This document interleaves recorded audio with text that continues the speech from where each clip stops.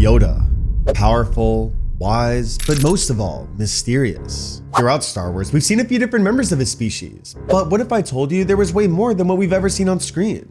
Well, in this video, we're going to reveal every known member of Yoda's species and unravel the mystery that's shrouded them for years. So let's get right into it. Vandar Tokare. Starting with the first and earliest known member of Yoda's species, we have Vandar Tokare. To give you an idea, Vandar lived about 4,000 years before the events of A New Hope. Just like Yoda, he was also a male Jedi Master, and was the head of the Jedi Council, but on the planet Dantooine. It was on this planet where he led a Jedi enclave that was a bit different than the normal Jedi Council that we know on Coruscant. Vandar was also short, green, and very wise like Yoda as well, but the big difference is that he spoke normally. Although we know Yoda for always speaking backwards, Vandar spoke just like any other person would, which leaves us with a lot of mystery to Yoda's character. On top of that, he also had a surname which was Tokare, which as you'll see in this video is pretty rare for this species. Unlike Yoda who had just one name, Vandar had both a first and last name, making him already pretty unique. However, there was one thing he did that made him pretty popular in the Star Wars universe. Vandar actually helped train two of the most famous Jedi during this time period, Revan and Bastila Shan. These two were prominent Jedi throughout the time of the Old Republic, and Vandar played a role in helping them at different periods. Very similar to Yoda though, Vandar was not only a great teacher, but was recognized as a kind and patient master as well. He would always provide guidance for his fellow Jedi and share wisdom with whomever needed it. Unfortunately though, Vandar's story would one day come to an end, when he and millions of other Jedi were killed in what was known as the First Jedi Purge. Oteg. Not long after Vandar's death, we're introduced to another one of the species named Oteg. Oteg, however, wasn't just a Jedi Master, but he was also a fleet admiral. He was highly respected for his military tactics and brains on the battlefield, which went way beyond just his skills as a Jedi. How he got the fleet admiral title though is pretty impressive. At one point, Oteg was in a space battle against the resurgent Sith Empire, but then things took a turn. Out of nowhere, the captain on his ship was killed, which forced Oteg to take matters into his own hands. So he then commanded the ship himself and counterattacked the Empire. From there, he lured the Imperial fleet into a nearby nebula and tricked them into detonating the gases of the nebula. With that, the Imperial fleet was destroyed and Oteg and the Republic had won. After all this happened, Oteg earned a lot of high recognition, and shortly after, he was even granted a seat on the Jedi Council for his victory. However, that wasn't all. The Supreme Chancellor at the time was also impressed by Oteg's abilities, so that's when he offered him the rank of Fleet Admiral. Oteg was honored by this, so he left the Jedi Council and became a Fleet Admiral instead, leading the Republic to many victories. Now it's worth mentioning that just like Vandar, Oteg also spoke normally and didn't speak backwards at all. He was also known to be very wise and someone that carried much wisdom, which seems to be a common trend with the species. Minch. Entering the next on our list, we have Minch, who was around not long after the time of the Old Republic. However, unlike the last few we spoke about, Minch was a lot younger. On top of that, he also spoke identical to how Yoda spoke, which of course was backwards. Minch was a prominent Jedi Knight during his time, and his main task was to hunt down any Dark Jedi across the galaxy. These Dark Jedi were former Jedi that abandoned the ways of the light side, that way they could follow other paths. Now, while they weren't pure Sith or anything, many of them did study the philosophies of the dark side. So Minch would spend his time hunting these Dark Jedi down, until one day his life would take a turn. At one point, one Dark Jedi fled to the planet Dagobah, and the Jedi ordered Minch not to pursue him. However, Minch ignored these orders and went anyway, coming face to face with the Dark Jedi on Dagobah. In time, their fight led them to a dark cave on the planet there, and that's where Minch demanded that the Dark Jedi surrender. The Dark Jedi refused though, and began taunting Minch to tap into his rage, as he even used the Force to portray different illusions to get into his head. He knew Minch had rage and anger, but he just wasn't using them, or at least not yet. At first, Minch refused to tap in, but eventually his emotions of fear and panic got the best of him, and he landed a killing blow on the Dark Jedi. Although these emotions were not technically out of rage like the Dark Jedi hoped, he was convinced they were. So the Dark Jedi spent his final moments taunting Minch, believing he was successful in driving him to the dark side. However, he was wrong. But let's just say the consequences of this duel were way larger than either of them could imagine.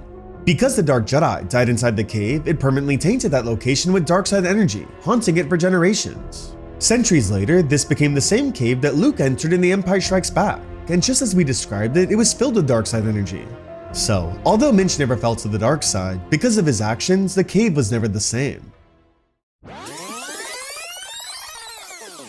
Yoda. Entering the next member on our list, we have the most iconic one, Yoda himself. Yoda was born 896 years before the events of A New Hope, and as we all know, he lived to 900.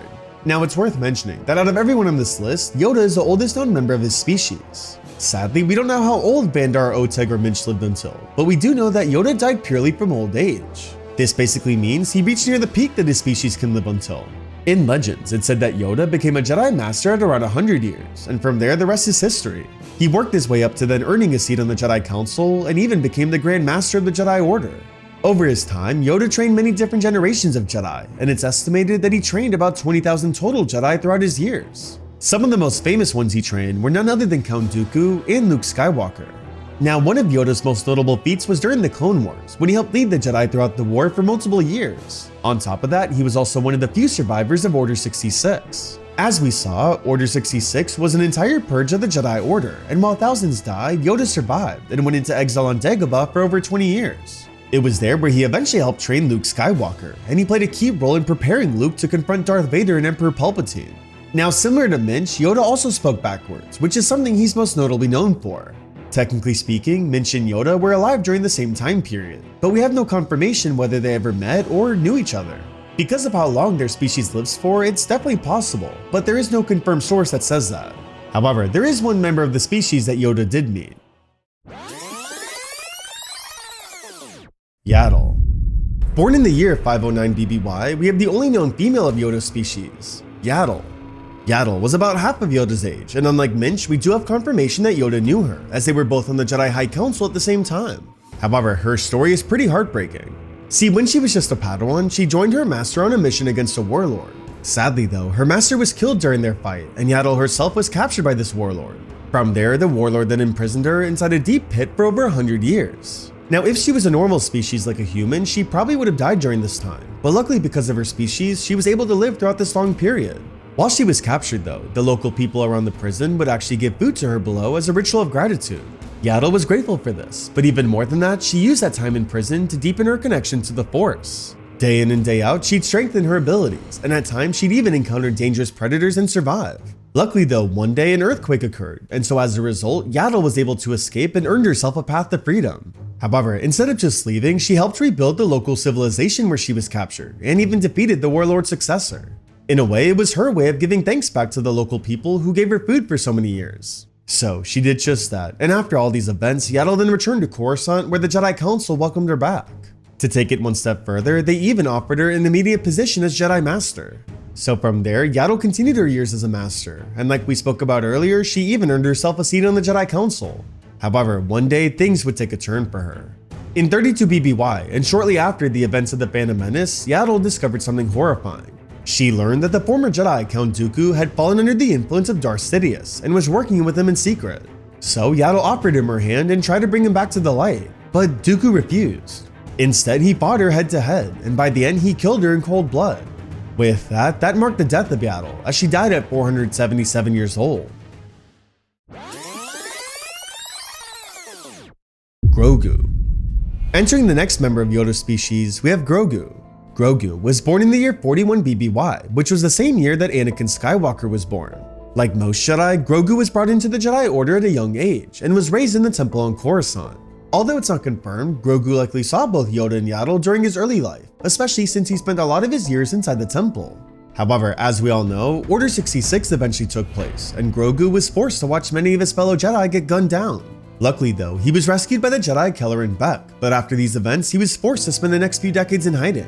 Sadly, because of all this, Grogu forgot a lot of his abilities in the ways of the Force, simply because he had to stay hidden for so many years. That was until one day he was discovered by a Mandalorian bounty hunter named Din Djarin. Instead of killing Grogu though, Din quickly developed a strong bond with him, and the two really built a strong relationship. However, at one point Grogu left Din and went under the guidance and training of Luke Skywalker. Luke not only taught him in the ways of the Force for some time, but was also able to help Grogu remember his abilities. Eventually though, Grogu chose to return to Din instead of continuing his Jedi path. His attachment to Din was far too strong, as the two truly shared an emotional bond. So from that day forward, he returned back to Din and embraced Mandalorian culture ever since. Now, Grogu is Din's Mandalorian apprentice, and on top of that, he's even pronounced as his son as well. Unlike the others we've spoken about on this list, Grogu is way different, as he's now a Mandalorian but also still retains his Force abilities. Although he's still young, with those combination of skills, I have no doubt he'll be a formidable warrior once he's older. The Unnamed Jedi. Entering the next member on our list, we have an unnamed Jedi. Around 1,000 years before A New Hope, there was a statue shown in what's called the Valley of the Jedi. On this statue, there's many different figures of Jedi, including one member of Yoda's species. Now, while we don't know anything about this member, including their name or who they were, we do know that similar to everyone on this list, they were a Jedi. On top of that, this statue was 1,000 years old, so that clearly indicates that this member was born before Yoda. However, it is worth noting that this Valley of the Jedi is pretty significant. It's said that this valley was a legendary highly concentrated force nexus. On top of that, it's said to hold the trapped souls of over 100 fallen Jedi and Sith from a war ages ago called the New Sith Wars. So while we have no idea how the statue of this member ties in, we can only assume that he had some pretty large significance. With that though, that concludes our list of every single member of Yoda's species. But I want to know from you, if you were to give this species a name, what would you call it? Let me know in the comments below. Thanks for watching, and may the Force be with you always.